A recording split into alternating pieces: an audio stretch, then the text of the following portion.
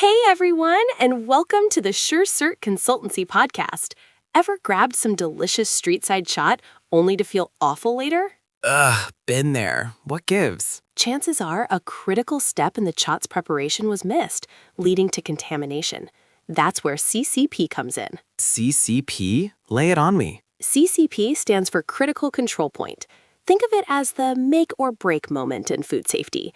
It's a point in your food production where you can prevent, eliminate, or reduce hazards to safe levels. So give me some examples. Easy. In a dairy plant, it's boiling milk to kill bacteria. At a street stall, it's properly cooking the vada pav filling. And for sweets, it's checking the temperature of frozen treats in cold storage. Got it. So if these CCPs aren't managed, boom, unsafe food. Exactly. If a CCP is missed, it could lead to customers getting sick, businesses facing fines, and brands losing trust. Yikes. So CCPs are super important for food businesses, especially here in India? Absolutely. With our street food, restaurants, and sweets often using perishable ingredients, the risk of bacterial contamination is high. Even big brands like Amul and Haldiram's rely on strict CCPs to ensure their food is safe every single day. It boils down to managing those crucial points to keep everyone healthy and happy. Okay, so why is CCP so important? Well, first off, it's all about protecting our customers. No one wants to get sick from their favorite foods, right? CCPs are those checkpoints that keep harmful stuff out. Exactly. And it's not just about health. It's about wealth, too. Think about it. A foodborne illness outbreak can lead to lawsuits, recalls, major financial hits. Proper CCPs seriously reduce that risk. Plus, who wants their company name dragged through the mud? Right, and that's where trust and reputation come in. If you're known for safe food, people will keep coming back. CCPs show you care about quality and safety. Think of it like this: happy customers equals happy business. Absolutely. And here's a biggie. CCPs are the backbone of HACCP. That's Hazard Analysis and Critical Control Point. It's a system used worldwide to prevent food safety problems. So getting CCPs right means you're on your way to a robust food safety system. Big time. Now, India specific, why are CCPs so crucial here? Simple. We love our street food, sweets and mithai, which are often made with perishable ingredients and can be bacterial breeding grounds if not handled correctly. True that. So whether you're serving spicy pani puri or creamy rasgulla, CCPs are your best friends. They help you tackle those unique risks head-on, ensuring everyone enjoys their food with worry. It's a win-win. Fun fact alert. Even the big guys like Amul and Haldiram's, yeah, the ones we all know and love, they've got super strict CCPs. They're not messing around when it comes to keeping our food safe, day in and day out. Absolutely. Let's dive into some real-world examples right here in India, keeping it super local and relatable. Okay, first up, dairy. Think about that milk you use for your chai. The CCP here? Boiling that milk at 100 degrees Celsius, that's 212 Fahrenheit, for a specific amount of time. This kills off those nasty bacteria that could make you sick. It's not just about heating it up, it's about hitting that magic temperature for the right duration. Spot on. Next, let's hit the streets. Street food is amazing, but it needs extra care. Take chopped veggies like onions and tomatoes for your favorite chaat. Storing these raw ingredients at the correct temperature is a huge CCP. You don't want them sitting out in the sun breeding bacteria.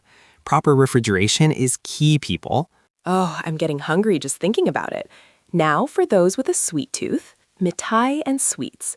The CCP here is all about cooking that sugar syrup. Getting it to the right temperature isn't just for taste. It ensures no gross microbial growth ruins your gulab jamun. We are talking high-level sugar science here. Exactly. And finally, restaurants. Imagine a bain-marie keeping your favorite dishes warm. Holding cooked food above 60 degrees Celsius, 140 degrees Fahrenheit, is a critical control point.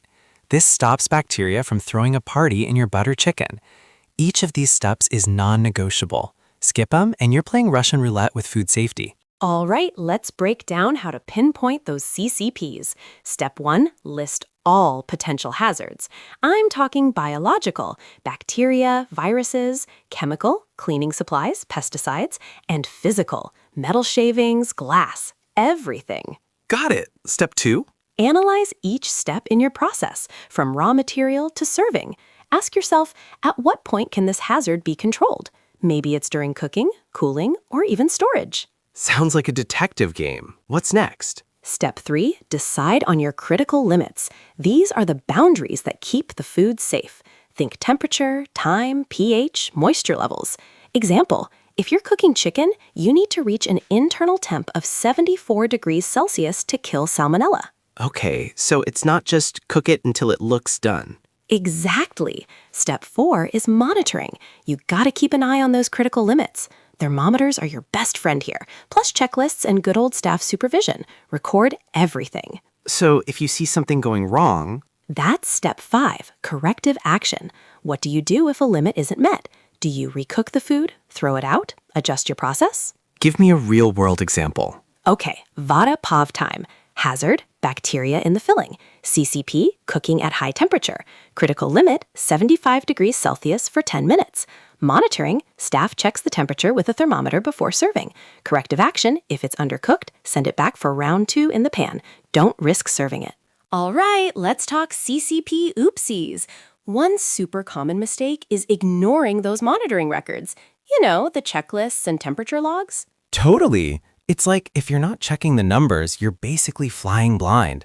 And then there's not training your staff properly. If they don't know why CCPs matter or how to monitor them, it's game over. Seriously. And then, skipping corrective actions is a big no-no. So the temp of your sugar syrup is low? Don't just ignore it, recook it. Don't serve it. Exactly. It's like saying, oops, the brakes failed, but let's keep driving anyway. And the worst one, complacency. Oh yeah, the classic, we've done this for years, nothing will happen. That's just asking for trouble. It's a disaster waiting to happen. Speaking of which, fine Indian twist time. I once saw a dhaba owner boil dal at like 7 a.m. and then just leave it out simmering all day. Oh my God. I know. Talk about a CCP catastrophe. Bacteria's having a party in that dal. It's just not worth the risk. Proper CCP management isn't just some fancy paperwork. It saves businesses, money, and potentially lives. It's all about keeping things safe and yummy. So, we've talked CCPs.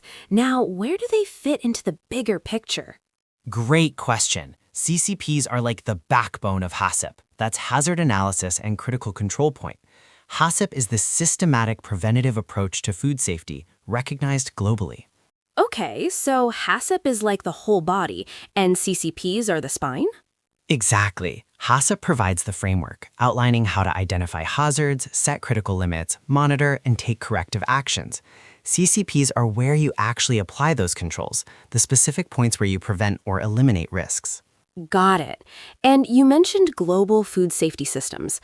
How does CCPs play a role there? Major role. Systems like FSSC 22000, ISO 22000, BRC, these all rely on the HACCP principles and therefore on CCPs. These standards are used worldwide to ensure consistent food safety practices. If you want to export food, you're almost certainly going to need to comply with one of these. So CCPs aren't just for small vendors. They're vital for global trade, too. Give me an example in the Indian context. Okay, imagine a spice exporter. Raw spices can be contaminated with bacteria or even mold. Yuck. They identify this as a hazard. Makes sense. Spices travel a long way. Their CCP, steam sterilization. They treat the spices with steam to kill any nasties. What are the critical limits? Let's say it's steam at 100 degrees Celsius for 20 minutes. They monitor this every batch using thermometers and checklists. If the temperature dips too low, the corrective action is to re-sterilize the entire batch. It ensures the spices meet international safety standards. That sounds thorough. Has to be. This allows them to export safely, builds trust with international buyers, and most importantly, protects consumers wherever they are. So steam sterilization is the gatekeeper, ensuring only safe spices make it out. All right, food safety fanatics, let's wrap this up. CCP equals a critical step that ensures food safety. Plain and simple. Exactly. Every food business, no matter how small or big, must identify and monitor those CCPs. It's not optional, people. And a missed CCP? Uh-oh. That spells risk of illness, potential fines, and, dun dun dun, business loss. Nobody wants that. But proper CCP implementation, that's the golden ticket. It builds trust with your customers, ensures you're compliant with regulations, and paves the way for sustainable growth. Think of it as an investment, not an expense. So remember, food safety is not expensive. Mistakes are. A little proactive planning goes a long way. Thanks for tuning in to the SureCert Consultancy Podcast. If you found this episode useful, please share it with your fellow foodies and subscribe for more simple, practical insights on food safety, HACCP, ISO, and all things compliance. And hey, if you're craving even more food safety goodness, I'm thinking of making a catchy 60-second viral short version of this CCP podcast ready for YouTube Shorts. Ooh, imagine the possibilities. Do you want me to make that next? Let us know. Until next time, stay safe and keep cooking. Okay, so CCPs are super vital for our smaller food businesses, right? But how can they manage this without breaking the bank or getting lost in complicated systems? Exactly. Think simple, actionable steps. First, focus on the biggest risks. What ingredients or processes have caused issues before or are naturally high risk? So like the milk boiling we mentioned earlier, or maybe the water used for ponipuri. Spot on. Now, instead of fancy lab tests constantly, train your staff. Regular checklists are gold. Did we check the oil temperature? Is the chopping board clean? Record it. It's proof you're on it.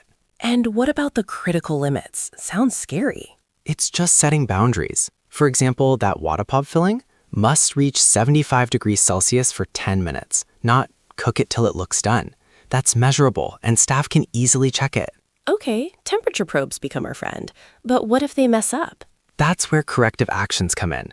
Undercooked? Back in the pan. Contaminated surface? Sanitize immediately. Write down what happened and what you did. This shows you're learning. Okay, simple fixes, record everything.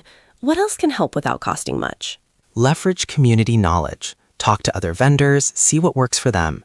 Attend local food safety workshops. They often offer free or low-cost training. Plus, government schemes sometimes offer subsidies for equipment or training. So it's about smart choices, not just spending big. Absolutely. CCPs don't have to be complicated. Focus on the most critical points, train your team well, monitor regularly, and learn from mistakes. Small steps, big safety. All right, let's talk about CCPs on different scales. How does a massive food manufacturer tackle CCPs versus, say, a street vendor selling delicious panipuri? Great question. Think about resources first.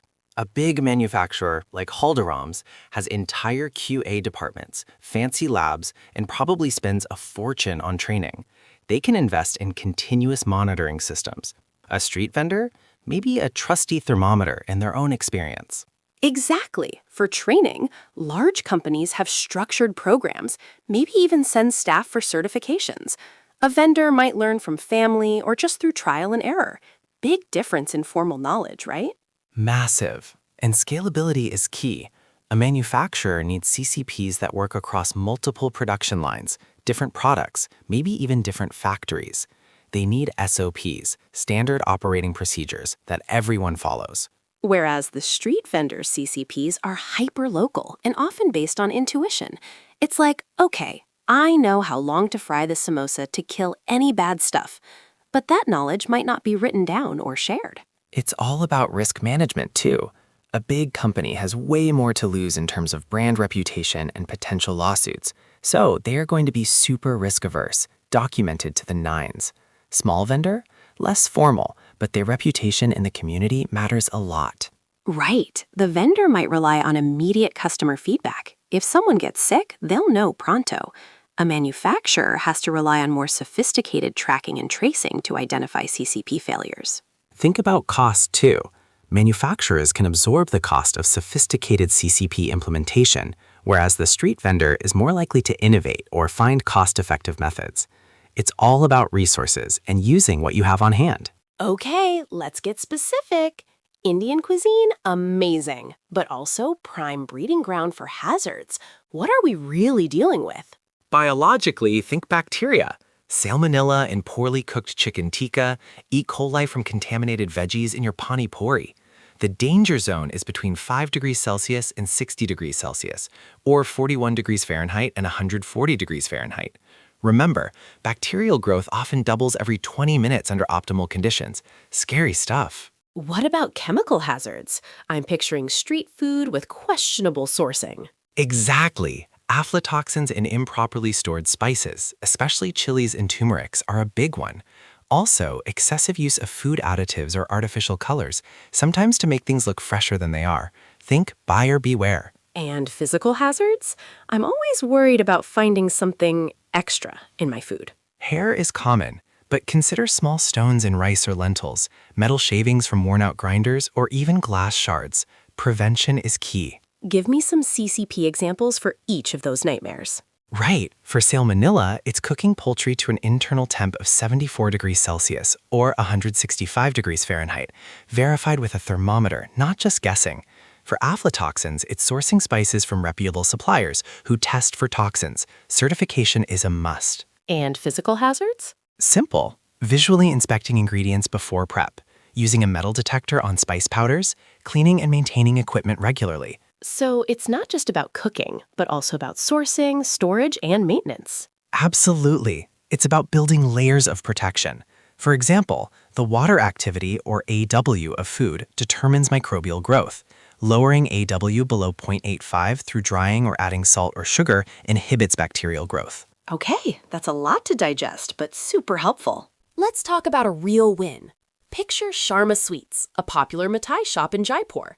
They were facing a sticky situation, literally. Their gulab jamuns, a customer favorite, were occasionally going bad quickly. Oh no, nobody wants a spoiled gulab jamun. What was the root cause? After a cert audit, they found the culprit: inadequate cooling after frying. The gulab jamuns weren't being cooled to a safe temperature fast enough, leading to bacterial growth. Think of it like this. Bacteria love warm, sugary environments. It's a microbial party. So what CCP did they implement? Their CCP became rapid cooling. They invested in blast chillers to quickly bring the gulab jamuns down to below 4 degrees Celsius within 2 hours. This dramatically slowed bacterial growth. The critical limit was set. Temperature must drop from 80 degrees Celsius to 4 degrees Celsius in under 120 minutes. That sounds expensive. What challenges did they face? Initially, the cost of the blast chiller was a hurdle, but the owner realized the long-term benefits outweighed the initial investment. Less spoilage meant less waste, and happier customers meant more business. Monitoring was also key. Staff were trained to use temperature probes and record readings every 30 minutes during the cooling process. Think of it as a quality control dance. Check, record, repeat. And what happened if the critical limit wasn't met? That's where corrective action came in. If the temperature wasn't dropping fast enough, they'd adjust the chiller settings, reduce batch sizes, or even discard the batch if necessary. The lesson? Food safety isn't just a guideline, it's a guarantee. Okay, so we've nailed temperature, but what about other critical limits? Glad you asked. Temperature is just one piece of the puzzle. We also have pH, moisture content, and something called water activity. Think of it like this. Bacteria are picky eaters. Picky eaters? Explain. Absolutely. pH is all about acidity. Most nasty bacteria love a neutral pH. So for example, in pickles or chutneys, we increase the acidity, making the pH lower than 4.6. This prevents the growth of Clostridium botulinum, which causes botulism. Ooh, scary. How do we measure pH? Simple, pH meters and chemical titrations. Now, moisture content is exactly what it sounds like, how much water is in the food. So drier is safer? Often. Think about poppet. Reducing the moisture content to below a certain level prevents mold growth. It's a CCP. Got it. And water activity, is that different from moisture content? Yes, it's subtle but crucial. Water activity, AW, is the amount of unbound water available for microbial growth and chemical reactions. Even if a food seems dry, if the water activity is high, spoilage can still occur. Examples? Sure.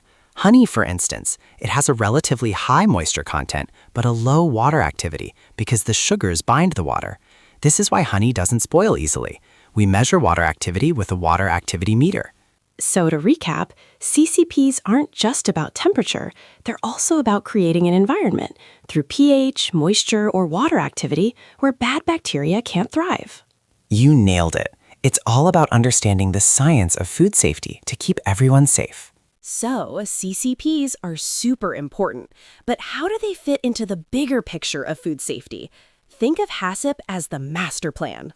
Exactly. HACCP, or Hazard Analysis and Critical Control Points, is a systematic approach. It's got 7 key principles, and CCPs are a huge part of that. First, you analyze hazards, right? Identify anything that could make the food unsafe. That's step 1. Biological, chemical, physical, the whole shebang. Then you pinpoint those CCPs. Where can you control those hazards? Where's that make or break point? It's like finding the vital organs in the body. After identifying the CCPs, you've got to set critical limits. What's the safe zone? Temperature, time? Gotta nail it down. Example, keeping cooked chicken above 60 degrees Celsius, 140 degrees Fahrenheit, to prevent bacterial growth. Next comes monitoring. Gotta keep an eye on those CCPs. Are you hitting those critical limits? Thermometers, checklists, constant vigilance. It's like being a hawk. And this is where it gets really important. Corrective actions. If you miss a critical limit, what do?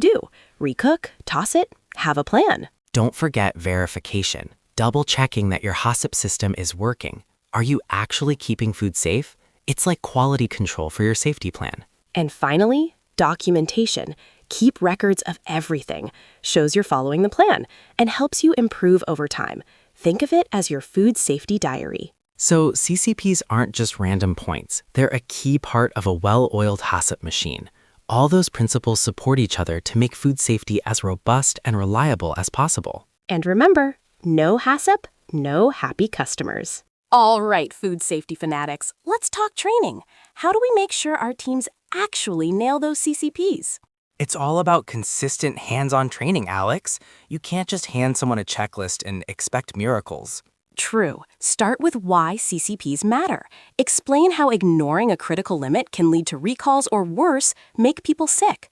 Real-life examples and maybe a slightly dramatized scenario can really drive the point home. Exactly. Then get super specific. For each CCP, demonstrate the correct procedure. Think visual aids, step-by-step guides, even short videos. Show them how to use the thermometer, where to record the data, and what in range looks like. Don't forget the what-ifs. What if the temperature isn't right? What if the equipment malfunctions? Corrective actions need to be crystal clear. For example, if the internal temperature of chicken isn't reaching 74 degrees Celsius or 165 degrees Fahrenheit, train them to immediately recook it. Role-playing is awesome here. Simulate common CCP failures and have the team practice the corrective actions, like a food safety escape room. Ha! Love it. And document everything. Training dates, topics covered, staff sign-offs. This is your proof you're taking food safety seriously. And remember, food safety isn't one and done. Regular refresher training is vital. Laws change, new hazards emerge, and people forget. Even a quick monthly quiz or a short demonstration can keep CCPs top of mind. Make it engaging and relevant. Turn it into a fun competition, maybe with a small prize. Food safety should be a team sport. All right, let's talk rules. In India, food safety is primarily governed by the Food Safety and Standards Act of 2006. Think of it as the rulebook for everything edible. Exactly. And under this act, the Food Safety and Standards Authority of India, FSAI, sets the standards. They are the referees making sure everyone plays fair. CCPs are crucial under FSSAI regulations. Schedule 4 of the FSSA Act lays down the GMP, Good Manufacturing Practices, and GHP, Good Hygiene Practices, which indirectly point to CCP implementation. So how do businesses stay compliant? Well, first, HACCP is strongly recommended. FSSAI encourages food businesses to adopt HACCP to identify and control hazards. It's like having a food safety strategy. Certification is another big one. FSSAI licenses and registrations are mandatory based on the type and size of the business. Getting certified shows you're serious. Regular audits are essential, Alex. FSSAI conducts inspections to ensure compliance. Surprise quizzes, basically. Plus, businesses must maintain records of their CCP monitoring, temperatures, timings, corrective actions, the whole shebang. Training is key. All food handlers need to be trained on food safety practices. Imagine teaching everyone how to wash their hands properly. Super important. Don't forget traceability. Businesses need to track their products from start to finish. So if there's a problem, you can quickly find the source and fix it, like a food safety detective. Compliance isn't just about avoiding fines, it's about building a brand people trust. Follow the rules, make safe food, and everyone wins. Okay, let's talk tech. How can we make CCP management easier with technology, especially for our smaller food businesses? Great question. Digital thermometers are a game changer. No more squinting at those old school dial thermometers. These give you instant, accurate readings, crucial for hitting those critical limits. Think of it like this: precision equals protection. Absolutely. And what about recording all this data? I can't imagine someone sitting there writing down temperatures all day. Here comes the software. There are now affordable apps and programs perfect for food businesses. Imagine this. You can input your CCPs, like boiling temperatures for syrups. The system then prompts staff to check and record temps at set intervals. So it's like a digital checklist? Exactly, and it flags anything outside the safe zone in real time. Plus, you can generate reports for audits. Think less paperwork, more insight. We're talking preventative action. What about the cost? I bet some small vendors are worried about adding fancy new tech. True, but the ROI is huge. Remember, cost of tech is less than cost of a food safety incident. Consider the fines, lost reputation, and potential lawsuits. Plus, many governments and food safety orgs offer grants and assistance for tech upgrades. That makes sense. So it's about swapping outdated risk factors with tech that keeps everyone safe. What's cooking in the future of CCPs? I'm seeing some exciting trends. Lay it on me, Alex. I'm hungry for knowledge. Okay, first, predictive modeling. Imagine using AI to analyze historical data, temperature logs, cleaning schedules, even supplier info to predict when and where CCP failures are most likely to occur. Whoa, that's like having a food safety crystal ball. So instead of just reacting to problems, you can proactively prevent them? Exactly. Think of it like weather forecasting, but for food safety. You can use algorithms to anticipate potential hazards and adjust your CCPs accordingly. It's all about minimizing risk using data. Give me some specifics. Absolutely. Let's say a facility uses a machine learning, or ML, model. Hazard risk equals alpha temperature plus beta humidity plus gamma supplier score, where alpha, beta, gamma are coefficients derived from historical data. It could then forecast risk based on fluctuating storage temperatures. Okay, equation and all, I get it. What else is on the horizon? Blockchain technology for traceability. Imagine tracking every ingredient from farm to fork with unchangeable records verifying that CCPs were met at each stage. Ah, makes sense. This adds layers of security because now we have an immutable record. If there's ever a contamination issue, you can quickly pinpoint the source and take action. Spot on. Plus, we're seeing advancements in rapid detection technologies. Instead of waiting days for lab results, you could have sensors that instantly detect pathogens at CCPs. Sounds like the future of food safety is smart, connected, and data-driven. Absolutely. And it is coming to a kitchen near you. So, to wrap things up, CCPs are seriously crucial. They're not just some fancy jargon. They're your front line of defense against foodborne illnesses, like that CHOT incident. Exactly. And it's about more than just avoiding sickness. Think about your brand. A good CCP system builds trust. Customers who trust you come back, and that means sustainable growth. Now let's talk numbers. Imagine a small mithai shop. A salmonella outbreak can cost them reputation damage, fines of 50,000 rupees, and a week of closure minimum. Proper CCP costing just 5,000 rupees a year could have prevented it. ROI, people. ROI. And bigger businesses, the stakes are even higher. Think about export rejections. One contaminated batch can lead to losses of lakhs, not to mention revoked licenses. CCP compliance means market access. But remember, CCPs aren't a one-time thing. It's continuous. You need to constantly monitor, verify, and improve. Think of it as your food safety tapasya. Yes, and don't be afraid to ask for help. Consultants can help you identify those sneaky hazards and tailor CCPs to your specific operations. Whether you are running a cloud kitchen or exporting spices, experts will guide you. So, embrace CCPs. Don't see them as a burden, but as an investment. It's the key to safe, successful, and sustainable growth in the Indian food industry. Because at the end of the day, food safety is not expensive. Mistakes are.